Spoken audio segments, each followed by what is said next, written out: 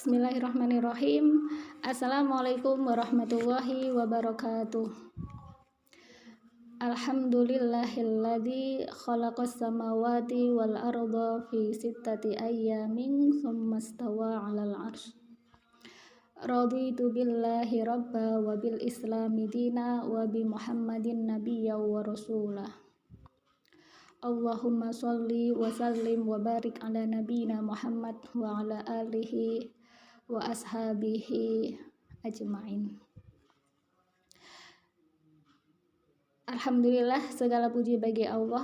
Bagaimana kabar teman-teman semuanya di hari ini, hari Jumat, pekan yang ketiga di bulan Jumadil Akhir. Tak terasa ya teman-teman ya, kita sudah sampai mendekati pekan penghujung dari bulan Jumadil Akhir seperti itu. Berarti kita akan memasuki bulan-bulan rawan gitu ya. Kalau saya menyebutnya bulan-bulan rawan teman-teman ya. Kenapa? Karena Ramadan itu adalah bulan yang paling istimewa di antara 12 bulan itu ya Ramadan seperti itu, dan tidak semua orang itu oleh Allah dipertemukan dengan bulan Ramadan seperti itu. Maka Rajab, Sa'ban itu adalah bulan-bulan yang rawan bagi kita semuanya. Allah sampaikankah kita kepada bulan itu, atau Allah hentikan kita di antara bulan Rajab atau bulan bulan Sa'ban kayak gitu ya.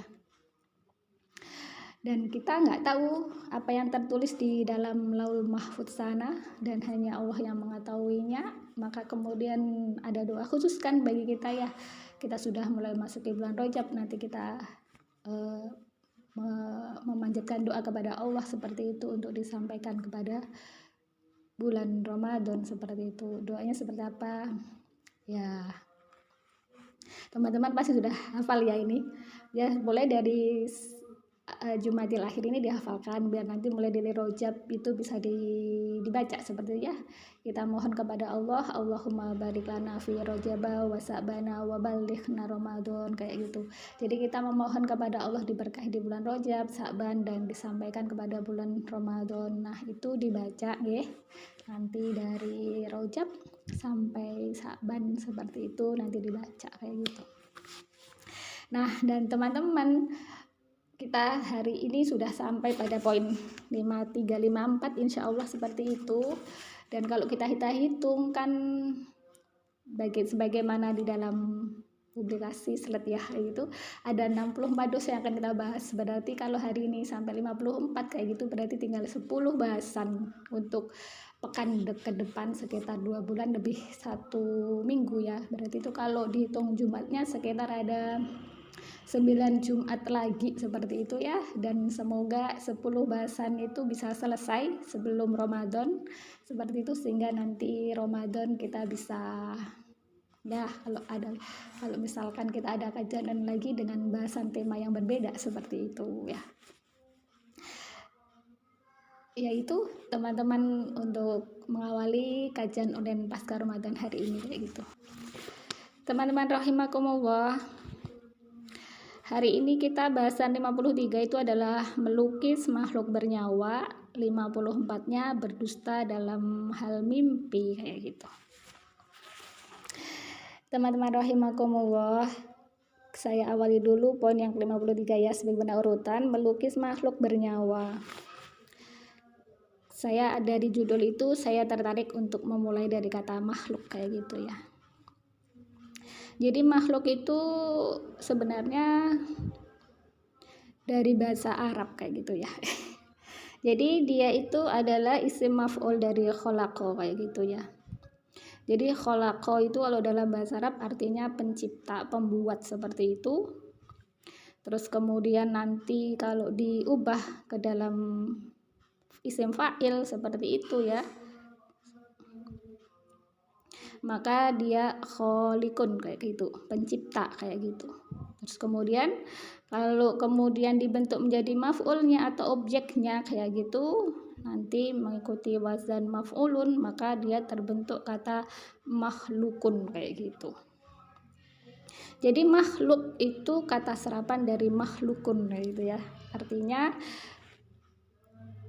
zat yang diciptakan seperti itu, atau benda yang diciptakan, atau barang ya, makhluk kayak gitu ya, makhluk atau ya zat, benda bisa ya, manusia ini kan sebenarnya juga benda kan ya, ini zat kayak gitu ya, materi kayak gitu ya, bisa dipegang, bisa diraba, bisa disentuh, bisa dilihat kayak gitu, materi seperti itu ya, bukan sesuatu yang gaib kayak gitu.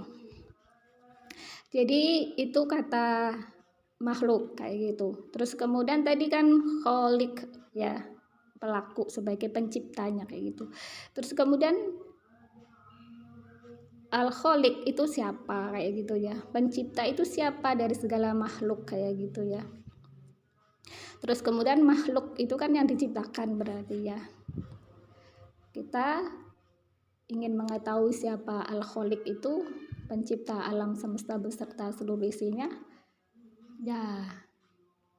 Kita kalau pakai akal kita nggak akan bisa menemukan bahwa al-kholik itu adalah pencipta, itu adalah manusia. Faktanya manusia bisanya membuat apa kayak gitu, kita aja bisanya membuat apa, itu terbatas kan kayak gitu ya.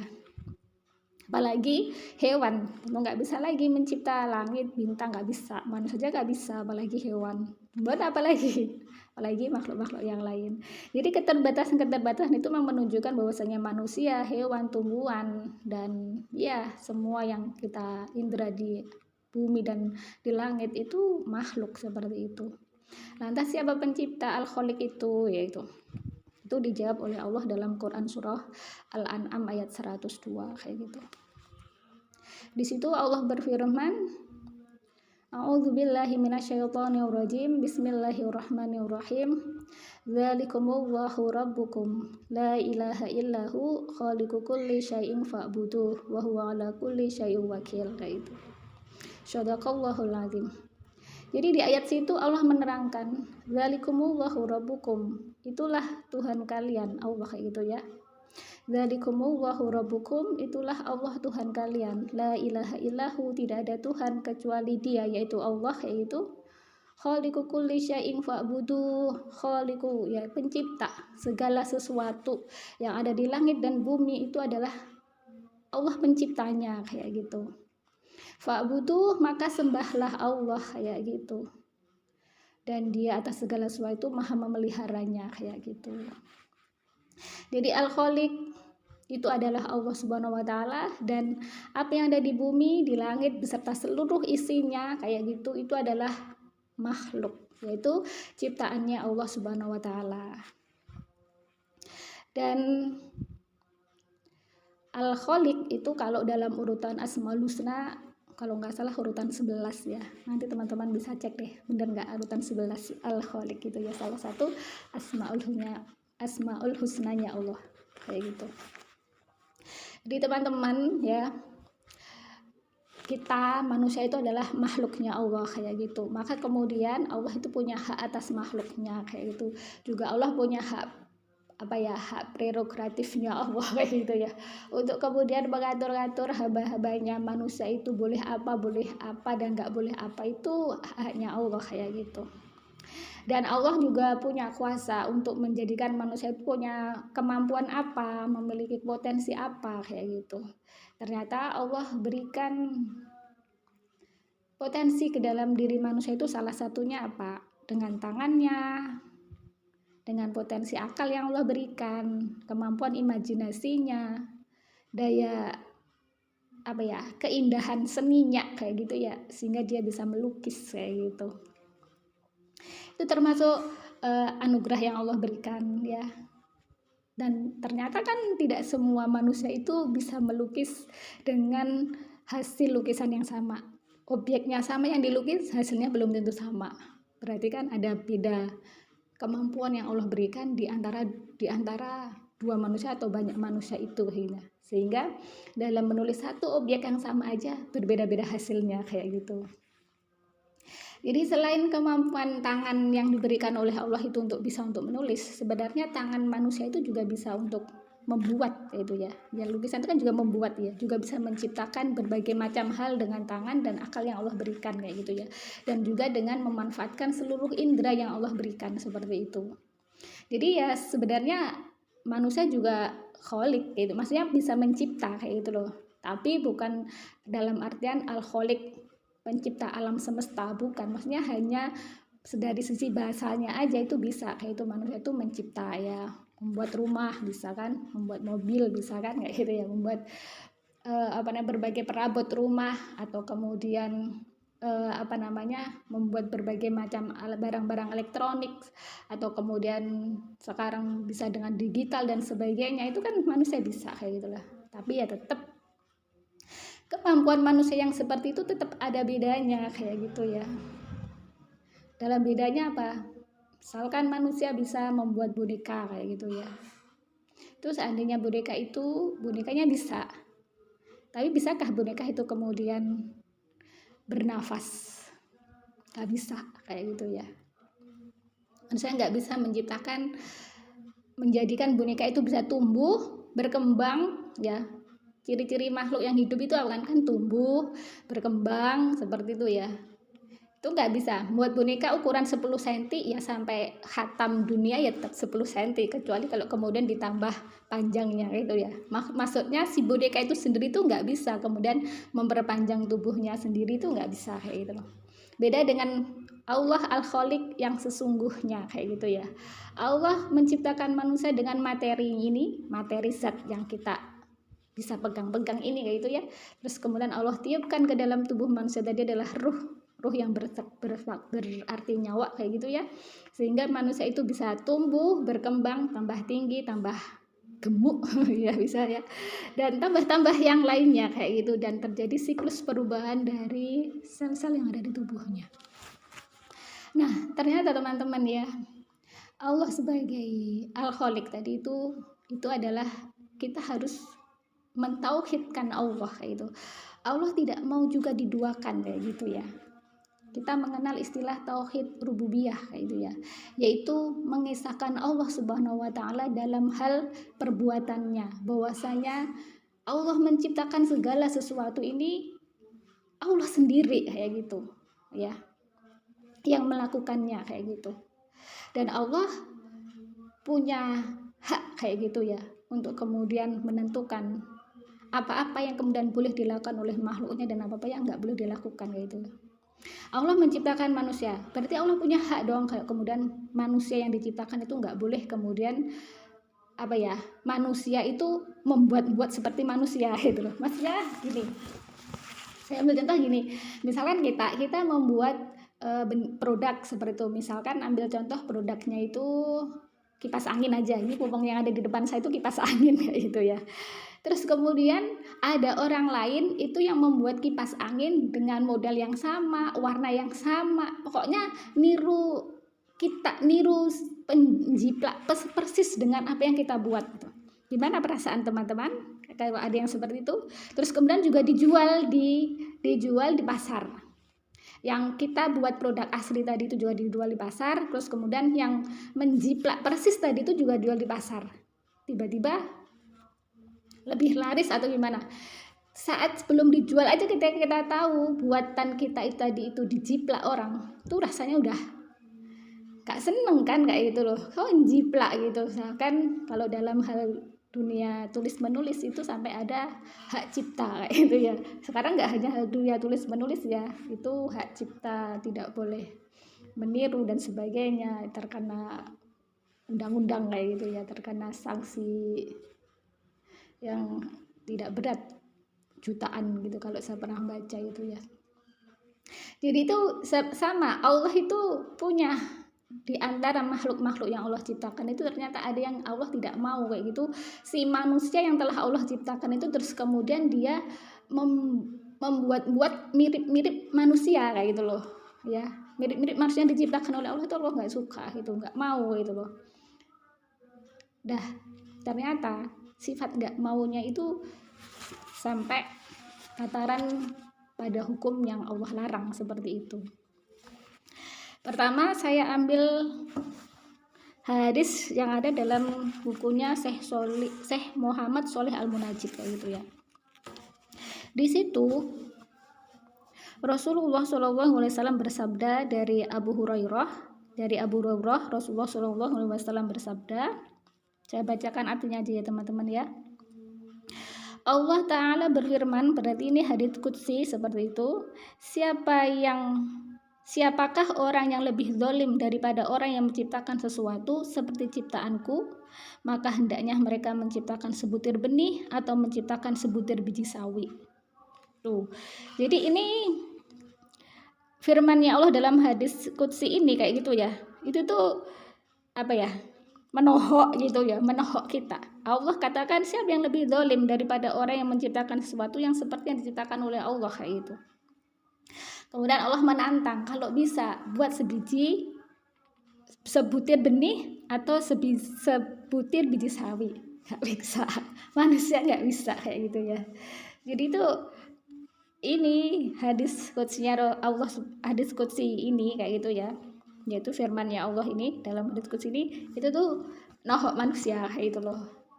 Dikatakan oleh Allah itu yang lebih zalim, siapakah orang yang lebih zalim gitu daripada kemudian orang yang menciptakan sesuatu seperti yang diciptakan oleh Allah kayak gitu.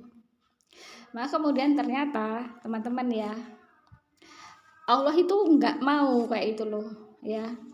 Manusia yang telah diciptakannya tadi itu kemudian mencipta, baik itu mencipta dalam artian membuat ataupun melukis makhluk yang Allah ciptakan seperti itu.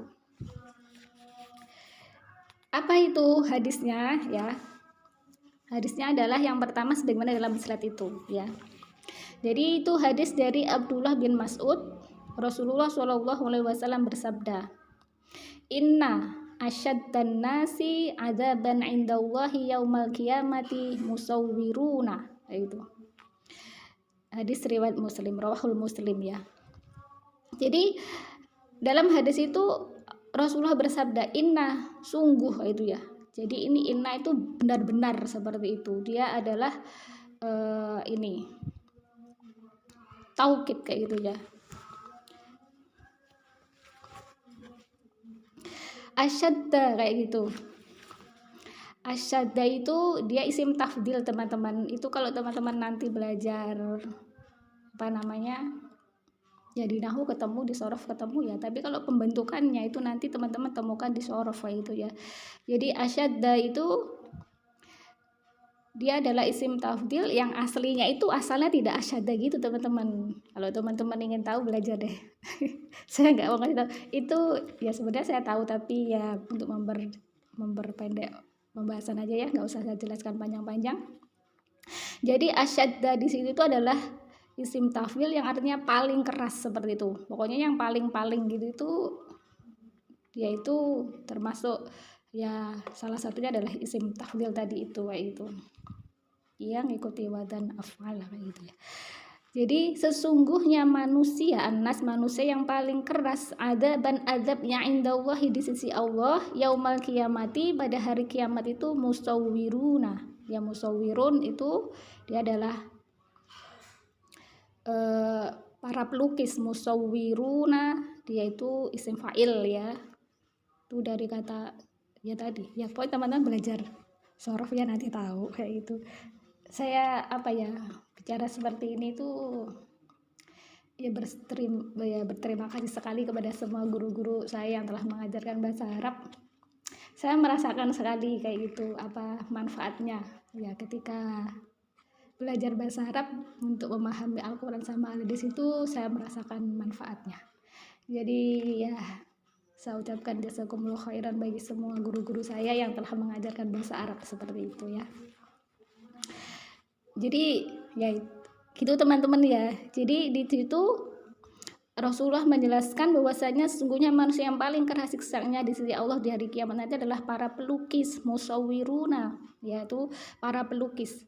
Nah, para pelukis seperti apa yang kemudian itu akan mendapatkan siksa yang paling keras? Nah, itu dijelaskan di hadis yang lain kayak itu. Saya ambil dari hadis yang ada pada Sunan At-Tirmidzi kayak gitu ya. Jadi di situ Qala Rasulullah sallallahu alaihi wasallam, qala bersabda Rasulullah sallallahu alaihi wasallam, man, siapa yang. Nah, man ini saya suka mengartikan siapa yang daripada barang siapa atau siapa saja kayak gitu. Kenapa? Karena kalau saya dapat ilmu itu man itu sebagai isim mausul kayak gitu. Jadi kalau diartikan dengan man dengan arti siapa yang itu mewakili dari makna isim mausul. Itu bagi saya ya kayak gitu ya. Jadi saya suka mengartikan siapa yang kayak gitu.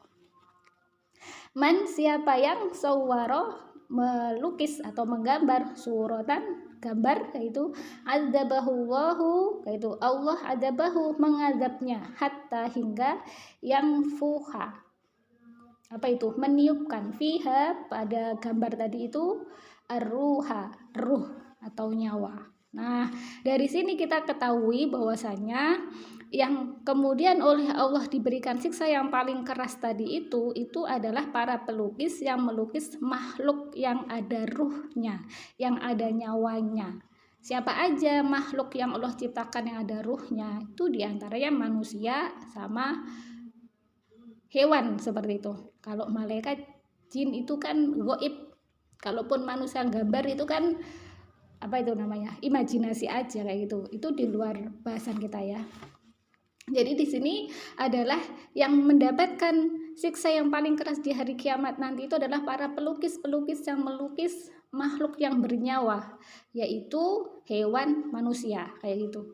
Nah, inilah perbedaannya antara pencipta Al-Khaliq, yaitu Allah dengan manusia. Manusia tadi memang bisa mencipta, tapi dia nggak bisa beri roh, nggak bisa beri nyawa. Tapi kalau Allah sungguh Allah Al-Khaliq, Tuhan kayak gitu, dia saja, Allah saja yang bisa memberikan roh nyawa, yang bisa menciptakan roh nyawa itu hanya Allah. Dan Allah ciptakan roh nyawa itu bersifat apa? Nggak bisa dilihat oleh manusia. Bahkan jin itu nggak bisa loh melihat roh itu. Teman-teman ingat kisahnya Nabi Sulaiman. Nabi Sulaiman itu kan punya pasukan dari kalangan jin kayak gitu. Ketika Nabi Sulaiman itu wafat, ya, jin itu nggak tahu kalau Nabi Sulaiman itu sudah wafat kayak gitu loh.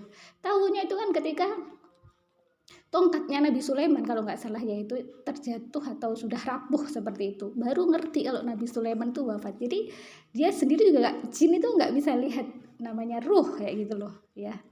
Jadi apalagi manusia kayak gitu ya.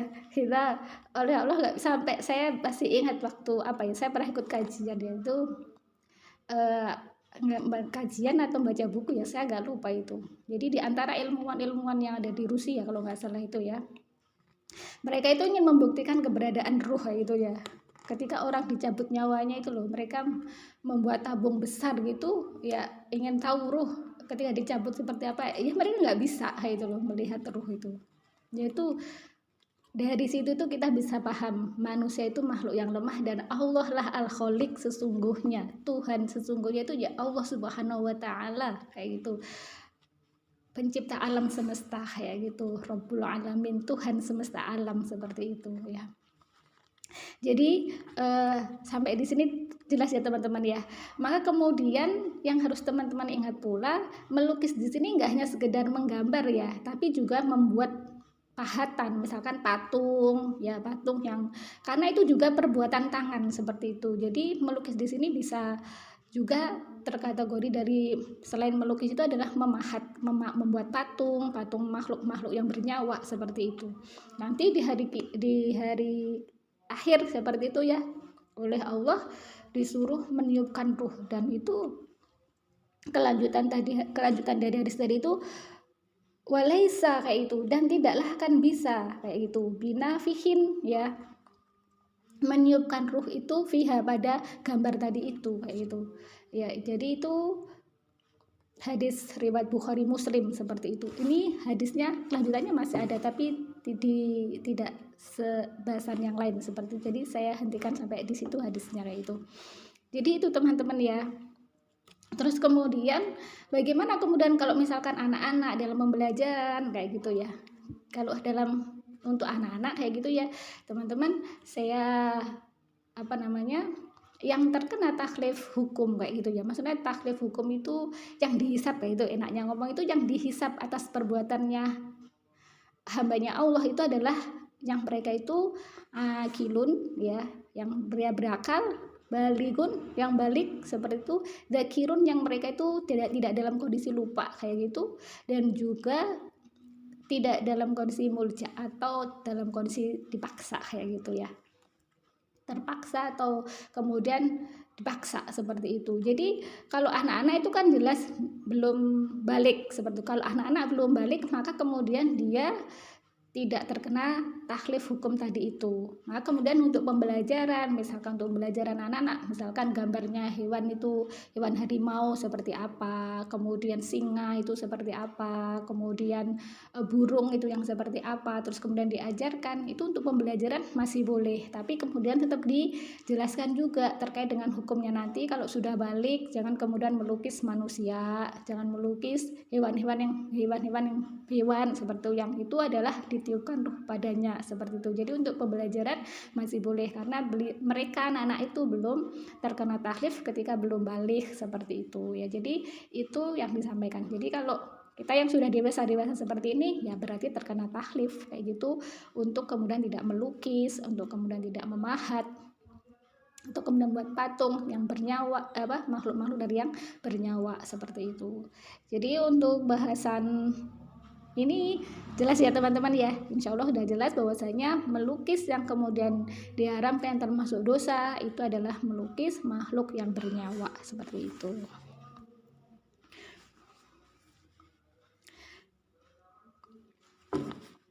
Nah teman-teman, ini waktunya tinggal 3 menit seperti itu, dan maksudnya jam 2-nya tinggal 3 menit. Berarti kalau saya lanjutkan, saya lanjutkan aja ya teman-teman ya, karena saya khawatir nanti kita nggak cukup waktu untuk sampai sebelum Ramadan itu kalau bisa selesai kayak gitu. Jadi nanti agak panjang sedikit ya. Kita lanjutkan ke poin 54, yaitu berdusta dalam hal mimpi kayak gitu. Kalau terkait dengan dusta, insya Allah teman-teman semua sudah paham hukumnya ya. Jadi dusta itu termasuk perbuatan orang-orang yang fasik kayak gitu ya. Jadi fasako itu orang yang keluar dari jalan yang benar seperti itu. Pelakunya disebut dengan fasikun kayak gitu. Maka kemudian perbuatan-perbuatan yang keluar dari jalan yang benar termasuk dusta, itu ya termasuk perbuatan fasik kayak gitu. Cuma kemudian dusta itu termasuk bagian dari nifak kayak gitu ya. Apa itu nafako gitu ya, munafik kayak gitu ya nanti orangnya itu terkait dengan tidak samanya antara hati dengan yang diucapkan kayak gitu. Makanya kemudian Rasulullah SAW dalam sebuah hadisnya itu yang diriwayatkan oleh Abu Hurairah radhiyallahu anhu ya, di situ Rasulullah bersabda, ayatul munafiki salasun kayak gitu. Ayat gitu ya. Atau tanda-tanda ciri-ciri orang munafik itu ada 3. Idza hadatsa kadzaba. Jika dia itu berbicara, dia berdusta. Loh, berarti berdusta itu termasuk ciri orang-orang munafik kayak gitu. Jadi wa idza tumina, jika diberi amanat khona kayak gitu. Wa idza wa'ada, dan jika dia berjanji akhlafa, itu diingkari kayak gitu. Itu hadis muttafaqun alaih kayak gitu. Jadi dusta itu termasuk perbuatannya orang-orang munafik kayak itu. Munafik yaitu orang-orang yang melakukan kemunafikan antara hati dengan yang diucapkan gak sama kayak gitu. Berarti munafik itu termasuk orang-orang munafik itu termasuk orang-orang yang melakukan kefasikan kayak gitu ya. Seperti itu. Baik dusta dalam hal yang zohir, maksudnya terhadap barang-barang, benda-benda yang bisa kita lihat. Maksudnya itu kalau kan ini bahasanya dalam hal mimpi ya teman-teman. Berarti kan mimpi itu yang ngerasain kan si orangnya itu, orang lain kan nggak lihat kayak gitu, nggak ngerti, kayak nggak ngerasakan gitu loh. Kan berada juga dusta dalam hal-hal yang misalkan dia bicara saya sudah berjalan 1 kilo gitu kan, orang lihat kayak gitu loh, tapi dia dusta kayak gitu. Maksudnya itu di indera bisa gitu loh. Tapi dalam hal mimpi itu kan yang ngerasakan, yang lihat itu kan ya si orangnya itu gitu. Jadi baik dusta dalam hal mimpi maupun dusta dalam selain mimpi itu sama-sama nggak boleh kayak gitu ya. Jadi dusta itu ada yang diperbolehkan ya teman-teman ya. Dalam sebuah hadis Rasulullah SAW itu bersabda, "Mengapa aku melihat kalian mengikuti kebohongan sebagaimana anai-anai atau laron berterbangan pada api? Ketahuilah, sesungguhnya setiap kebohongan tercatat atas nama anak Adam, kecuali dalam 3 perkara. Bohongnya seorang suami terhadap istrinya untuk mengambil hatinya. 2, bohongnya seorang untuk strategi perang, karena sesungguhnya perang adalah tipu daya. Dan yang ketiga adalah bohongnya seseorang untuk menambahkan 2 orang, kayak itu. Sebab Allah Ta'ala telah berfirman, tidak ada kebaikan pada banyak pembicaraan rahasia mereka, kecuali pada pembicaraan rahasia orang yang menyuruh bersedekah, berbuat kebaikan, dan mengadakan perdamaian di antara manusia, kayak gitu. Jadi ini hadis ini saya ambil dari Asbabul Wurud ya. Jadi itu ya, itu dusta yang diperbolehkan ya, 3 hal tadi itu ya teman-teman. Nah sekarang kita balik lagi ke mimpi, kayak itu dia, dusta dalam hal mimpi. Jadi teman-teman, mimpi itu ada beberapa mimpi, jenis mimpi kayak gitu ya. Mimpi itu sebenarnya tanda kuasanya Allah teman-teman ya. Kita kan kalau mikir bisa ya, ruh kita itu kan ketika tidur itu kan digenggam oleh Allah. Kalau Allah berkehendak dikembalikan, kalau Allah nggak berkehendak kan diambil, seperti itu ya. Makanya kita kalau mau berpikir itu ya heran kok bisa gitu ya, ada mimpi gitu ya. Ya itulah kuasanya Allah itu gitu loh. Kita itu ya Allah gitu, Allah hebat kayak gitu ya, bisa membuat kita itu bermimpi gitu. Masya Allah ya. Jadi teman-teman, saya ambil dari Sunan At-Tirmidzi terkait dengan apa aja macam-macam mimpi seperti itu ya. Jadi ini ada hadis dari Abu Hurairah radhiyallahu anhu, ia berkata, Rasulullah shallallahu alaihi wasallam bersabda, jika masa telah dekat datangnya hari kiamat, maka mimpi seorang mukmin nyaris bukan sebuah kedustaan. Mimpi mereka yang paling benar dapat dipercaya adalah mereka yang ucapannya paling benar, yaitu atau dapat dipercaya. Mimpi seorang mukmin adalah bagian dari 46 bagian kenabian. Mimpi itu ada 3 macam. Mimpi yang baik yang merupakan kabar gembira dari Allah, mimpi buruk yang dibuat oleh setan, dan mimpi yang diakibatkan ada seseorang yang membicarakan dirinya. Jika salah seseorang dari kalian bermimpi buruk, maka bangunlah dan hendaklah dia meludah, serta tidak menceritakan kepada orang lain. Beliau melanjutkan, aku senang ada tali dalam tidur, akan tetapi aku benci adanya belenggu. Yang dimaksud dengan tali di sini adalah keteguhan dalam menjalankan ajaran agama. Hadis riwayat muttafaqun alaih.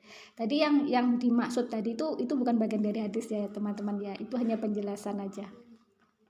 Jadi dari hadis muttafaqun alaih tadi itu, dari sini kita ketahui bahwasanya mimpi seorang mukmin itu bagian dari 46 tanda kenabian itu ya. Ya orang mukminnya ya mukmin yang mukmin beneran ya, maksudnya itu. Kalau mimpi-mimpi kita itu mimpi penghibur tidur jangan-jangan ya, atau ya tadi itu jenis-jenis mimpi ada 3 ternyata dalam hadis yang disebut oleh Rasulullah. Yang pertama adalah mimpi yang baik, yaitu dari Allah Subhanahu wa taala kayak gitu. Contohnya mimpi yang baik itu adalah mimpi yang dialami oleh Nabi Yusuf, kayak itu ya. Itu diceritakan dalam Quran surah Yusuf ayat 4 kalau nggak salah, yaitu dimana Nabi Yusuf itu bermimpi, ilqala Yusufu li abihi ya abati inni ra'aitu ahada asyara kaukaba wasyamsa wal qamara ra'aituhum lisajidin, kayak gitu ya. Jadi di ayat ini tuh Nabi Yusuf cerita kepada bapaknya kayak itu, ya abati wahai bapakku, itu ya. Jadi bapak itu ternyata dalam bahasa Arab itu ada abah, ada abi, ada abati gitu. Kalau saya dapatkan ilmu itu ternyata abati itu yang paling tinggi, ya abati gitu. Ya abati, ya kayak Nabi Yusuf ini manggil bapaknya abati kayak gitu. Nabi Yusuf itu bermimpi melihat 10 ya, ahada asyara berarti 11 ya, ahada asyara kaukaba, 11 bintang dan matahari dan bulan bersujud kepada beliau, ya. Dan kemudian itu ditafsirkan mimpinya dalam ayat 6 dari Quran surah Yusuf itu bahwasanya itu adalah tanda bahwasanya Nabi Yusuf itu akan diangkat sebagai seorang nabi, terus kemudian diberikan mukjizat, salah satunya adalah mampu menafsirkan mimpi seperti itu. Dan ternyata kan betul Nabi Yusuf itu sampai kemudian bisa terbebas dari penjara itu kan salah satunya kenapa? Karena beliau mampu menafsirkan mimpinya Raja Mesir pada waktu itu ya dengan betul seperti itu ya, dimana Raja Mesir itu bermimpi ada 7 sapi betina gemuk-gemuk yang dimakan oleh 7 sapi betina kurus-kurus gitu ya. Dan nanti teman-teman bisa baca kisahnya sendiri di dalam Quran surah Yusuf itu kayak gitu ya. Jadi itu ya, itu contoh mimpi baik kayak gitu. Kita Nabi Yusuf seperti itu. Terus kemudian apa yang dilakukan ketika kita bermimpi baik, teman-teman? Kalau kita mimpi baik itu yang pertama kita memuji Allah Subhanahu wa taala, bersyukur kepada Allah Subhanahu wa taala seperti itu. Kemudian yang berikutnya sesuai dengan asar itu apa ya? Asar itu hadis ya, perkataannya sahabat kayak gitu ya. Itu menasehati supaya kemudian kalau kita bermimpi baik seperti itu, kalau kamu ingin menggapai mimpimu tadi itu, janganlah kamu ceritakan kepada manusia. Kenapa? Karena setiap orang yang mendapatkan keutamaan atau kebaikan itu pasti ada orang yang mencemburuinya seperti itu ya. Kurang lebih begitu asarnya itu membunyikan. Jadi kalau kita mimpi baik sebaiknya tidak diceritakan kecuali kepada siapa. Nah, itu oleh Rasulullah dijelaskan dalam hadis yang lain itu kecuali kepada orang alim dan orang yang berilmu. Orang alim kalau nggak salah kepada orang alim dan ahli nasihat ya. Orang alim itu ya orang yang berilmu ya, dan ahli nasihat maksudnya yang bisa dipercaya seperti itu ya. Dan kita nggak usah berusaha menafsirkan karena kita nggak memiliki kemampuan untuk menafsirkannya ya. Jadi bersyukur aja kepada Allah dan mohon kebaikan kalau kita mau mimpi baik kayak gitu. Terus kemudian mimpi yang buruk. Mimpi buruk sebagaimana tadi sabdanya Rasulullah itu dari setan kayak gitu. Kalau mimpi buruk dari setan, apa yang kemudian kita harus lakukan kayak gitu? Yang harus kita lakukan yang pertama, tidak usah diceritakan. Kenapa? Ketika kita diceritakan itu akan mempengaruhi pikiran dan perasaan kita. Dan zon seorang hamba itu bisa diwujudkan dengan zon dia tadi itu, dengan prasangka-prasangka yang dia bangun, sehingga nanti mimpi buruk tadi itu bisa benar-benar dia alami. Kenapa? Karena dia sangat kepikiran banget dengan mimpi-mimpi itu kayak gitu ya. Terus kemudian kalau tadi disunahkan oleh Rasulullah untuk apa? Untuk kemudian berlindung kepada Allah Subhanahu wa taala dari mimpi yang buruk tadi itu kayak gitu.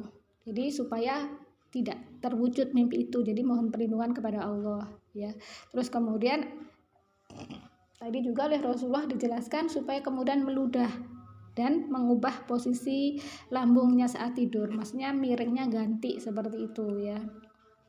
Nah, itu di antara hal yang bisa kita lakukan ketika mimpi buruk kayak gitu ya. Kalau bisa melakukan semuanya berarti ya mengikuti sunnah-sunnah yang diajarkan oleh Rasulullah. Kalau enggak ya misalkan cuma berlindung kepada Allah, terus kemudian tidak bercerita kayak gitu ya, mengubah posisi tidur. Karena kalau kita posisi di kamar itu kan susah ya untuk meludah. Itu tuh saya sendiri kalau mimpi buruk nggak sampai meludah kayak gitu ya. Maksudnya meludahnya di mana ada lantainya nanti kotor gitu. Jadi paling-paling cuma bangun berlindung kepada Allah kayak gitu ya, simpen kayak gitu ya. Habis itu kalau waktu tidur ya ganti posisi kayak gitu ya.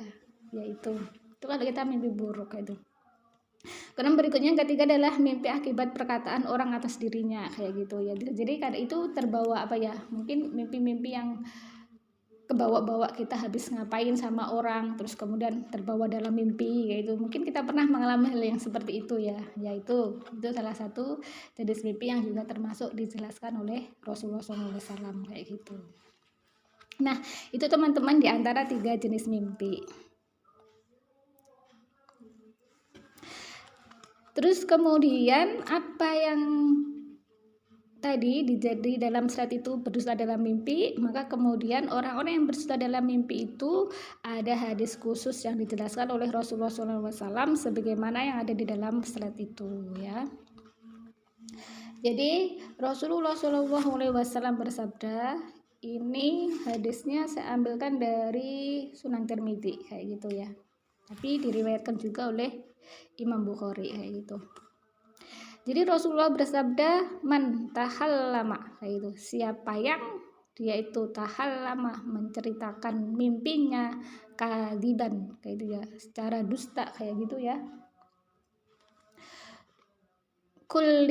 Kullifa itu nanti dia kan dibebani seperti itu, yaumal kiamati, pada hari kiamat itu, ida untuk kemudian mengikat baina antara syairota ini, dua biji gandum, walan dan tidaklah, nah walan dan tidak akan mampu seperti itu, yakida mengikatnya bainahuma di antara dua biji gandum tadi itu berat teman-teman ya. Dari kiamat gimana? Siapa yang membuat cerita mimpi secara dusta, maksudnya dia tuh nggak mimpi gitu loh, tapi dia cerita aku pernah mimpi gini biar buat orang heboh mungkin atau apa gitu ya. Nanti oleh Allah dia disuruh untuk mengikat dua biji gandum, padahal dia tidak akan bisa kayak gitu. Mengikat dua biji gandum itu gimana kayak itu kan suatu hal yang mustahil, makanya di situ pakai elan kayak gitu ya. Elan itu kalau teman-teman belajar nahwu gitu ya, itu huruf nafiin ya, lil mustaqbil, maksudnya mustakbal ya, untuk ke depan, masa depan tuh nggak akan mungkin gitu loh, selama-lamanya gitu tidak akan bisa gitu loh untuk bagikan dua biji gandum tadi itu. Terus kemudian dalam hadis yang lain itu Rasulullah jelaskan, saya ambil dari bukunya Syekh Muhammad Sholeh Al-Munajjid ya. Di situ Rasulullah bersabda, termasuk sesungguhnya di antara kebohongan terbesar adalah seseorang yang mengaku bernasab kepada selain bapaknya atau bercerita tentang mimpi yang tidak pernah ia lihat dan meriwayatkan atas Rasulullah sesuatu yang tidak pernah beliau katakan kayak gitu. Jadi bermimpi tapi dia bohong, sebenarnya nggak mimpi, itu kategori dosa besar seperti itu, atau kebohongan terbesar. Itu salah satunya adalah cerita tentang mimpi yang tak pernah ia lihat.